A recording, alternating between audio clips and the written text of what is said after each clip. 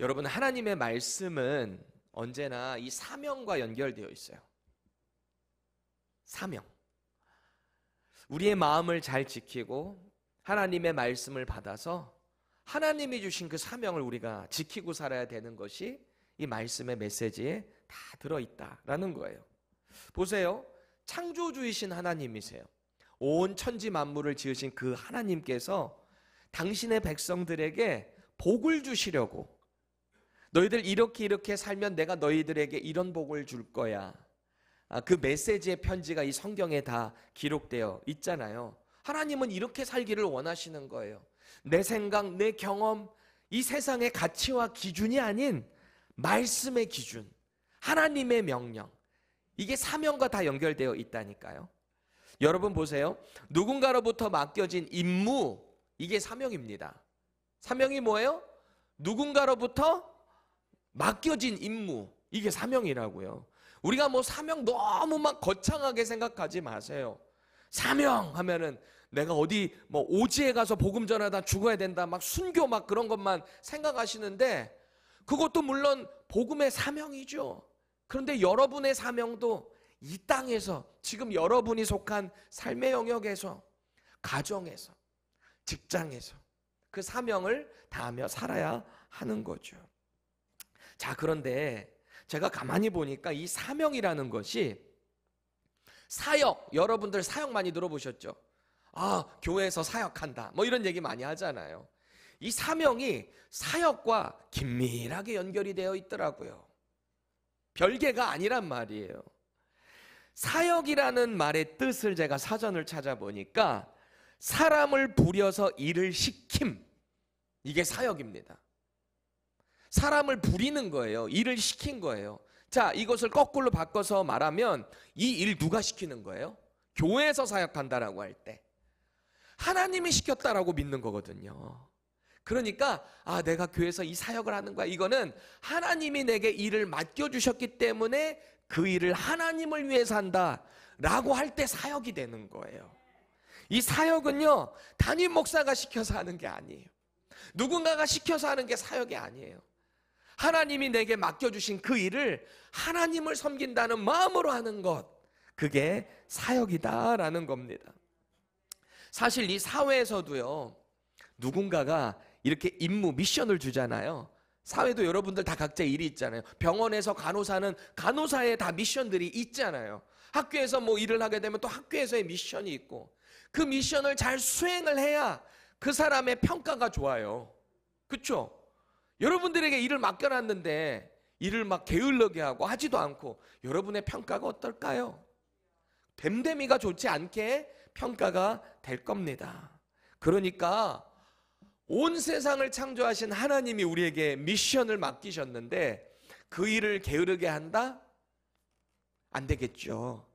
그래서 하나님으로부터 사명을 받았다, 내가 사역을 한다라고 한다 그러면 영광스럽고 충성을 다해서 해야 되는 것이 사역이다라는 것입니다. 우리는 계속해서 이 창세기의 말씀을 묵상하고 있어요. 아브라함의 늙은 종이라고 합니다. 아브라함의 집에 수많은 종들이 있는데 그 중에서 가장 충성되고 믿음직스러운 종에게 내 며느리감을 찾아와라 라고 해서 가나안 땅에서부터 메소포타미아까지 보냈어요. 당신의 뜻을 부여하고 미션을 준 거죠. 그래서 이 종은 주인이 원하는 하나님께서 예비하신 짝을 데리고 와야 하는 거예요. 이게 미션이었단 말이죠. 이 종이요, 얼마나 충성스럽게, 얼마나 신중하고 또 얼마나 최선을 다해서 그 사명의 일을 감당하는지요, 오늘도 역시 이 종의 사명을 감당하는 자세를 우리는 볼 수 있습니다. 그 임무를 끝까지 수행하기 위해서 사명을 다하고 있어요. 동시에 오늘 이 종을 통해서 함께하는, 이제 돌아가야 하는 리브가조차도 이 엄청난 이 사명에 뭔가 이렇게 분위기를 받은 건지 모르겠는데 믿음의 말을 하고 이제 그 여정을 동행하는 모습을 봅니다. 한 사람의 충성된 모습이 주변 사람들에게도 얼마나 좋은 영향을 끼치는가, 우리가 본문을 통해서도 그 느낌을 받아볼 수 있어요. 오늘 말씀 가운데 하나님의 사람으로 맡겨진 그 사역이 있어요. 우리 모두에겐 다 하나님의 사람으로 맡겨진 사명들이 있단 말이죠. 그 사명을 알고 하나님이 주신 일이라고 믿고 그 일을 하는 게 사역이라 그랬잖아요. 자, 그러면 그 사역을 감당함에 있어서 우리는 어떤 자세와 태도가 필요한가? 말씀 가운데 좀 도전이 있었으면 좋겠어요. 우리 자신을 점검해 보시고 내가 진짜 이 사역을 감당하는 것이 어떤 마음으로 하는 것인가? 이거를 좀 점검해 보세요. 그리고 오늘은 여러분들 듣던 중 반가운 소리일 텐데요, 설교가 좀 짧을 예정입니다. 왜냐하면 여러분 기도를 이 말씀 딱 받고 뜨겁게 하나님께 이 사명에 대해서 다시 한번 발견하는 시간이 될 수 있기를 축복드립니다. 지난번에 이 아브라함의 늙은 종이요, 리브가의 오빠인 라반과 그의 아버지 부두엘을 찾아가서 자기의 간증을 다 했습니다. 자신이 받은 사명이 뭔지, 자신이 지금 여기에 왜 왔는지 그것을 쫙 일목요연하게 그것을 다 간증을 했어요. 이 모든 게 하나님이 하셨다, 하나님이 인도하셨다, 그래서 당신의 딸 동생을 만나게 된 것이다, 그 간증을 쭉 했습니다. 그러니까 그 간증을 다 듣고 난 이 리브가의 집안 사람들이요, 은혜를 받았어요. 아, 그렇구나, 진짜 하나님이 인도하셨구나, 아, 우리는 이 리브가를 보낼 수밖에 없구나, 이런 마음의 감동을 받았단 말이에요. 인정했어요. 그러니까 이 종이요, 그 모습을 보고 어떻게 했냐, 그 자리에서 무릎을 꿇고 땅에 엎드리고 하나님을 찬송합니다. 하나님께 경배드립니다. 지금까지 인도하신 하나님, 이렇게 역사하시는군요. 그렇게 하나님을 높여드렸어요. 그리고는 이 브엘세바, 이 가나안 땅, 거기서부터 신부 지창금을 가지고 바리바리 싸가지고 왔거든요. 당시에는 신부감을 데려갈 때 그냥 데려가는 게 아니에요. 물론 요새도 뭐 결혼하게 되면 한국 같은 경우도 이 신부에게 뭔가를 이렇게 막 해줘야 되거든요. 그때도 마찬가지였어요. 지참금이라는 것을 줘야 돼요. 그래서 바리바리 싸가지고 왔던 그 신부 지참금으로 은, 금, 폐물 그리고 의복을 이 신부와 그 집에 잘 전달을 합니다. 그리고 이제 리브가를 데리고 떠나기만 하면 되는 거예요. 그러면 이 종은 이제 사명을 다 하는 거예요. 그런데 여러분 그 기억나시죠? 간증을 하기 전에 이 종이 지난주에 어떻게 했었죠? 아, 식사 좀 하세요, 드시면서 하세요 하는데 뭐라 그래요 이 종이? 저는 지금 여기 제가 왜 왔는지를 상세하게 얘기하지 않고서는 아무것도 하지 않겠습니다. 그리고 나서 간증을 다 한 거거든요. 그런데 이제는 그 간증이 다 이 사람들이 인정했고 하나님 영광 돌렸고, 그럼 이제 뭐 하면 돼요? 음식을 먹으면 되죠. 이미 음식이 차려져 있었기 때문에. 그리고 몸과 마음에 쉼을 얻으면 되는 거예요. 여러분 생각해 보세요. 이 가나안에 있는 브엘세바라는 곳에서부터 지금 하란 땅 나홀의 성까지 오는데 한 500마일 정도의 거리가 된다 그랬습니다. 지도상으로 볼 때. 그러니까 북동쪽으로 이렇게 쭉 올라간 거거든요. 그렇게 500마일을 온 거예요. 한국식으로 따지면 거의 800km를 온 겁니다. 차가 있는 것도 아니고 낙이 10마리 끌고 바리바리 종들하고 같이, 또 이 늙은 종이라고 하니까 쉽지 않죠. 가는 길 한꺼번에 가지도 않고, 제가 볼 때는 못해도 2달 이상 걸렸을 것 같아요. 그 긴 거리를 오고 나서 결국에는 이 미션을 딱 성공하고 나서 음식이 차려져 있잖아요. 지극정성으로 차려진 그 음식 먹고 그 가운데서 이제 쉼을 얻으면 되는 거예요. 혼인도 성사됐겠다. 얼마나 마음이 편하겠어요. 그렇죠? 그런데 54절 한번 보실래요? 54절 보세요. 이에 그들 종, 곧 종과 이 늙은 종이죠. 그리고 동행자들이 먹고 마시고 유숙하고 이 시간을 보냈어요. 얼마나 저녁에 꿀과 같았을까요? 음식도 얼마나 맛있었을까요? 쉽지 않은 상태에서 이제 음식도 먹고 교제도 하고 마음도 편하고 얼마나 행복했을까 싶습니다. 제가요, 신병교육대에 있을 때, 군대 가면은 신병 교육 훈련을 받잖아요. 그럼 이제 마지막 날에 이 행군을 하거든요. 저는 행군이 제일 힘들었어요. 왜냐하면 제가 허리 디스크가 있기 때문에 그때도 그랬고, 오래 걸으면 막 여기가 찌릿찌릿 너무 아픈데 이 또 군장을 매면 이게 또 무겁잖아요. 그 상태로 쫙 걷는데 아주 죽을 맛이더라고요. 그러니까 다른 애들보다 제가 한참 나이가 들어서 갔으니까 군대를, 또 그 상태에서도 쉽지 않았고, 근데 25km 행군을 쭉 가가지고 끝까지 가가지고 이 터닝 포인트가 있는데, 이 터닝 하는 데에서 마침 그때 신병교육대 교회에서 나온 거예요. 그래서 목사님하고 거기 이제 사람들이, 자매들이 막 나와가지고 막 찬양 틀어놓고 거기서 막 힘내라고 하는데 얼마나 힘이 나는지. 그리고요, 맛있는 소보로빵하고, 그리고 음료수 시원한 거, 커피였는지 뭔지 기억은 안 나요. 아, 탄산이었나? 뭔지 기억이 안 나. 음료수를 딱 줬는데 그거를 입에 쫙 넣는데요, 이 온몸이 쫙 퍼지는 게 느껴져요. 이 단맛이. 그리고 에너지가 확 올라오는 거예요. 얼마나 행복하고 감사하던지. 우리 자매님들은 군대 얘기 싫어하실 수 있어요. 근데 여러분들도 좀 이해는 해야 돼.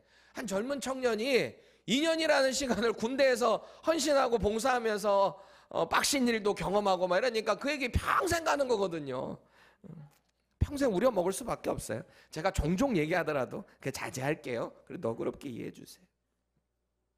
아마 이 종들도 그러지 않았을까요? 이 먼 길을 오고 그 음식을 같이 먹으며 얼마나 마음의 위로가 되고 회복이 되었을까요? 이제 됐다, 충분히 좀 충전하고 돌아가자, 이런 마음도 있을 법하거든요. 그런데 이 종이 하는 행동을 한번 보세요.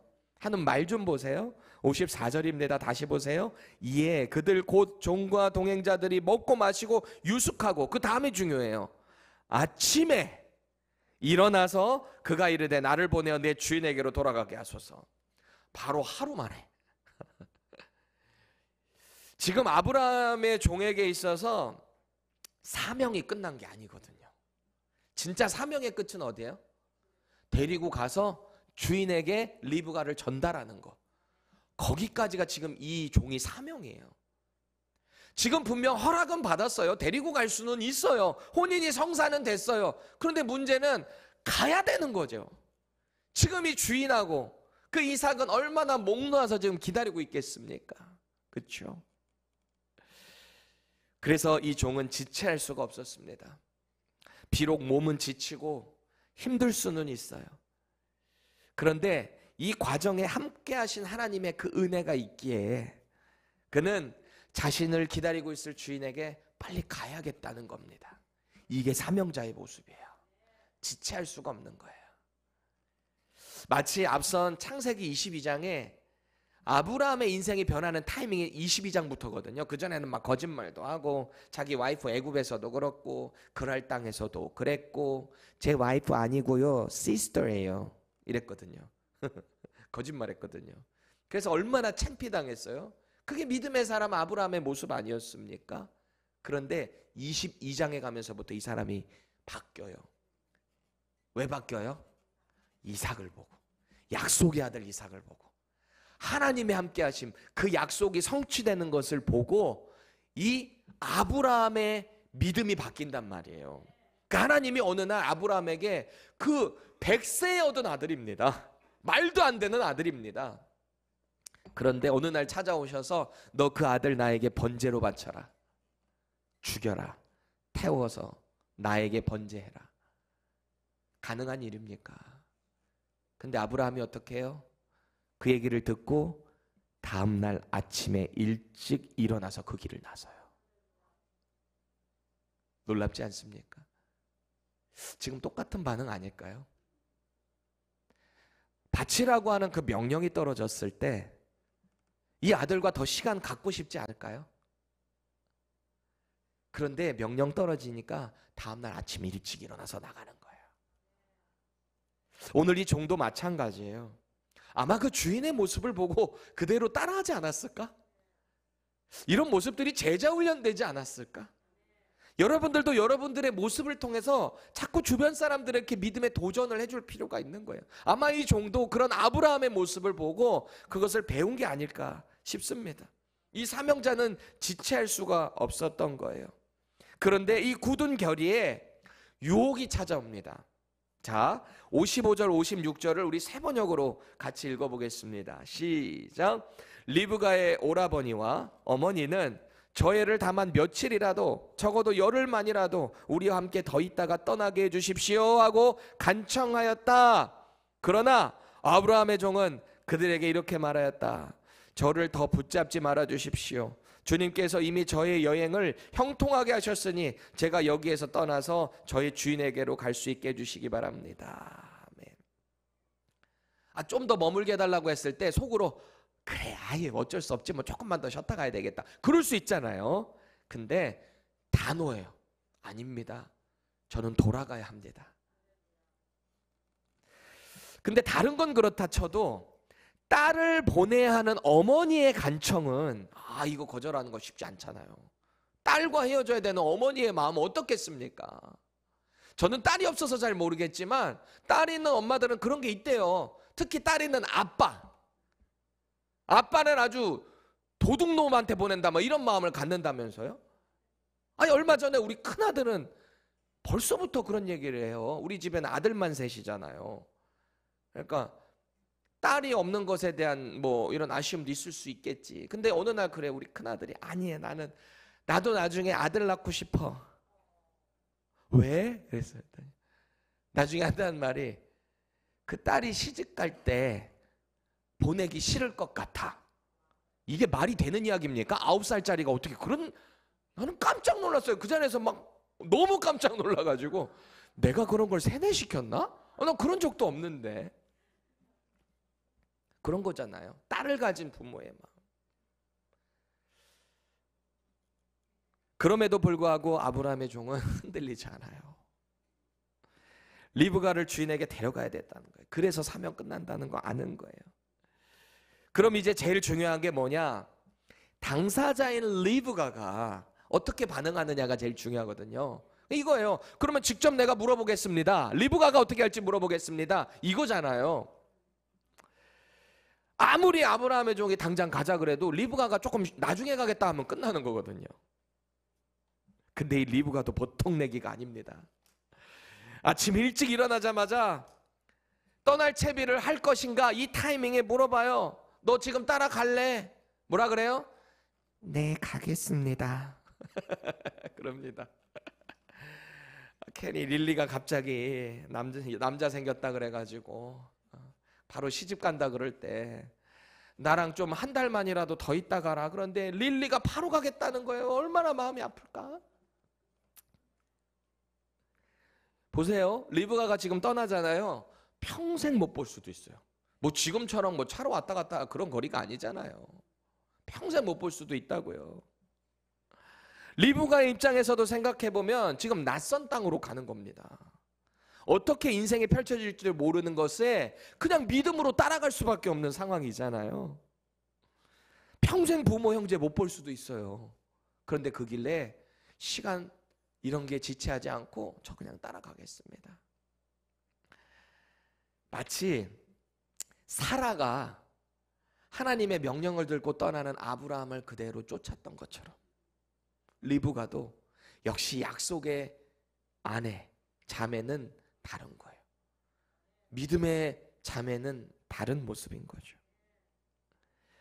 믿음으로 나선 이 인생의 여정을 통해서 결국 하나님은요, 이 리브가를 통해 야곱을 출산하게 하시잖아요. 그리고 그 야곱의 이름이 이스라엘로 바뀌죠. 그리고 그 이스라엘 12지파를 통해서 하나님의 거룩한 백성, 선민 이스라엘의 역사가 시작이 되잖아요. 이게 아브라함으로부터 하신 그 약속이 그대로 성취되어가는 과정에 이 믿음의 여인 리브가가 중요한 역할로 들어가 있다라는 겁니다. 얼마나 귀한 역사를 우리가 지금 보고 있나요? 지금 이 집안의 아버지와 같은 장남 라반, 이게 장남의 역할을 하고 있잖아요. 라반이 오빠인데, 그렇죠? 또 그의 어머니의 입장에서 볼 때 서운할 수도 있어요. 저거 다 키워봐야 소용없어. 저거 제가 결혼할 때, 제 아내랑 결혼할 때, 죄송해요, 자꾸 원고에 없는 예화를 해서 저 결혼할 때 제가 축가를 불렀거든요. 아내에게. 제가 노래 좀 하잖아요. 축가를 했는데 사랑합니다였나? 곡이 난 행복합니다. 내 소중한 사랑 그대가 있어 내 삶이 뭐 가사가 좀 까먹었는데 나의 사랑 당신을 사랑합니다 이걸 하는데요. 제가 갑자기 감정이 울컥해가지고 울었어요. 앞에서 축가를 부르다가 결혼식장에서 남편이. 그러니까 뒤쪽에서 누가 그랬대. 나중에 들려온 얘기인데 아들 다 키워봐야 소용없어. 뭐 그런 말을 했다는 거예요. 자 보세요. 아내를 만나서 이렇게 떠나는 과정, 또 남편을 만나서 떠나는 과정, 부모의 입장에서 갑자기 떠난다는 이 리브가의 모습을 보면서 서운할 수 있어요. 그런데요, 이 라반과 그의 어머니 그리고 그 아버지 그의 가족은요 이미 이 종의 간증을 들었잖아요. 반드시 보내야 된다는 걸 알았잖아요. 이 사람들도 보통 내기들은 아니에요. 축복하며 그 딸을 보냅니다. 동생을 보냅니다. 믿음으로 보내는 거예요. 자, 59절에서 60절 우리 세 번역으로 같이 읽겠습니다. 시작. 그래서 그들은 누이 리브가와 그의 유모를 아브라함의 종과 일행에게 딸려 보내면서 리브가에게 복을 빌어 주었다. 우리의 누이야, 너는 천만인의 어머니가 되어라. 너의 씨가 원수의 성을 차지할 것이다. 아멘. 엄청난 복을 보내주고 가라. 너의 인생에 하나님이 함께 하실 거다. 너를 통해서 모든 원수들이 내 앞에 문을 열게 될 것이다. 얼마나 큰 복입니까? 여러분, 하나님으로부터 받은 그 사명에 있어서 지체한다는 것은 다른 마음이 생기는 거예요. 우리는 스스로 자꾸 우리를 합리화하는 경향이 있거든요. 분명한 사명이 있어 내게. 분명한 하나님의 그 감동이 있어서 말씀을 통해 기도를 통해든 누구를 통해든 마음의 감동이 있는데 그게 그 시간을 조금 지나서 많은 유혹들이 나를 찾아오거든요. 그러면 우리는 여지없이 자꾸 나를 합리화시킨단 말이에요. 아, 조금 더 있다 하면 어때? 아이, 뭐 지금 당장 안 한다고 큰일 나는 것도 아닌데. 이런 유혹들이 우리를 꼭 찾아온대. 그때 꼭 기억하세요. 우리가 받은 그 사명, 어떤 사역을 감당함에 있어서 내가 뭔가 지체를 한다는 생각이 들면 바로 고치세요. 바로 일어나셔야 돼요. 그건 유혹인 거예요. 내가 목회자로 혹은 교회에 섬기는 봉사자로 혹은 내 삶 속에서의 예배자로 혹은 하나님의 나라의 일을 부여받은 청지기로 살아갈 때 우리는 각자의 다 그런 사명이 있거든요. 하나예요. 똑같아요. 하나님의 사람으로 열심히 충성 다해 살아가는 거, 이게 우리의 사명이에요. 지금은 예수님의 복음을 받았어요. 이제 이 복음을 전달하며 살아야 되는 사명이에요. 이 일에 열심을 가져야 하지 않겠습니까? 우리는 이런 사명을 받은 거죠. 그럼 사명자는 그 사역을 이루기까지 충성을 다해야 되는 거예요. No excuse. 이 사역에 있어서 자신이 받은 사명에 신중해야 되는 거예요. 그리고 신속하게 그 일을 행해야 하는 겁니다. 이 아브라함의 종이 그렇게 하고 있는 거죠. 이 한 사람을 통해서 주변에 있는 사람들도 하나님의 뜻 가운데 집중해가는 과정이 오늘 본문에 보여지지 않습니까? 또 믿음의 사람 리브가도 그 가운데 하나님의 사람으로 그 일을 해나가는 모습 보이지 않습니까? 저와 여러분들이 이 한 사람이 되었으면 좋겠어요. 사명에 충실한 사람, 사역에 열심을 가진 사람이 됐으면 좋겠습니다. 우리가 사역이라고 한다라고 할 때 이 교회에서 PPT하고 통역하고 찬양팀하고 이 정도의 사역이 아니에요. 우리의 사역은 전반적인 모든 것에 확장되어 있는 거예요. 아까 사역이 뭐라 그랬어요? 우리에게 뭔가를 누군가가 맡겨주셨다 그랬잖아요. 맡겨진 일이라 그랬잖아요. 하나님이 맡겨주셨다면 우리 그 일 해야 하지 않겠습니까? 하나님으로부터 받은 이 복음의 사명에 자기 목숨도 아끼지 않은 그 예수님의 제자들을 보세요. 지금도 이 사명 가지고 죽을지라도 끝까지 그 복음 전하다가 죽어가는 많은 지구촌의 하나님의 사람들 한번 보세요. 그게 사명이에요. 맡겨주신 일. 이 사명이 세상에 볼 때는 뭐 화려한 게 아닙니다. 세상에 볼 땐 도저히 이해가 안 되는 일이죠. 아이 저거 뭐라고 한번 타협하면 되는 거 가지고 그거 얘기하고 저렇게 목숨을 바쳐. 아니 잠깐 이 길 좀 피하고 나서 나중에 타이밍 봐가지고 하면 되지. 뭘 저거 대단하다고 저렇게 목숨까지 걸어? 이럴 수 있어요, 세상이 볼 때는. 그런데요, 사명자들이 그 사역의 길을 묵묵히 걸어갈 수밖에 없는 이유가 뭔지 아십니까? 그 안에 하나님이 주신 이 사명에 확신이 있기 때문이에요. 이건 하나님이 주셨다. 나는 이 일을 하나님이 명령하신 일로 믿고 한다. 이 믿음의 확신이 있어야 그 사명이 사역으로 연결될 수 있다라는 겁니다. 하나님의 말씀을 반드시 내 삶에서 순종하겠다 이렇게 고백한 시편 기자가요, 이런 고백을 해요. 시편 119편은 성경 전체에서 제일 길기도 하고 별명이 하나 있는데 말씀장입니다. 처음부터 끝까지 완전 패러프레이징을 하듯이 계속 말씀, 율법, 율례 계속 바꿔서 그 말씀으로 히브리 원어로 그렇게 연결되어 있는 게 이 시편 119편이거든요. 거기에 이 말씀을 내가 이렇게 지키겠다 어떻게 고백하고 있는지 보세요. 119편 59절에서 60절입니다. 시작. 내가 내 행위를 생각하고 주의 증거들을 향하여 내 발길을 돌이켜 싸우며 주의 계명들을 지키기에 신속히 하고 지체하지 아니하였나이다. 아멘. 이 고백이 저와 여러분들의 고백이 되길 바라요. 다시 보세요. 주의 계명들을 지키기에 신속히 하고 지체하지 아니하였나이다. 하나님의 말씀을 이렇게 반응하시기 바랍니다. 하나님으로부터 받은 이 사명, 이게 사역이 되려면 반드시 이 일이 누구로부터 왔는가, 누구로부터 맡겨졌는가, 이것을 바로 알아야 돼요. 그래서 이 유명한 히브리서 11장, 이 믿음의 장이 이런 고백을 하거든요. 우리 11장 1절에서 2절 세 번역으로 보겠습니다. 시작. 믿음은 바라는 것들의 확신이요 보이지 않는 것들의 증거입니다. 선조들은 이 믿음으로 살았기 때문에 훌륭한 사람으로 증언되었습니다. 확신이 있는 거예요. 여러분, 예수님 믿고 구원받은 현재에서 복음의 사명을 어떻게 감당하고 계신가요? 그 사명에 내가 속한 곳에서 나는 어떤 사역을 감당하고 있는가? 자기에게 물어보세요. 나는 어떤 사역을 하고 있지 지금? 다시 말씀드리지만 교회 안에서만 하는 일을 얘기하는 게 아닙니다. 기본으로 깔고 그거는. 그리고 그 이후에 어떤 사역을 감당하고 계십니까? 혹시 당장 보이는 것 때문에 사역을 놔버리지는 않았습니까? 당장 나를 힘들게 하는 뭔가 때문에 사역을 나중으로 미루고 계시지는 않습니까? 놓지 마세요. 그 사역은 하나님이 명령하신 사명입니다. 오늘도 이 믿음 붙잡고 우리가 각자 속한 모든 곳에서 받은 사명을 사역으로 충성되게 증거하는 저와 여러분들 되시기를 축원합니다. 기도합시다.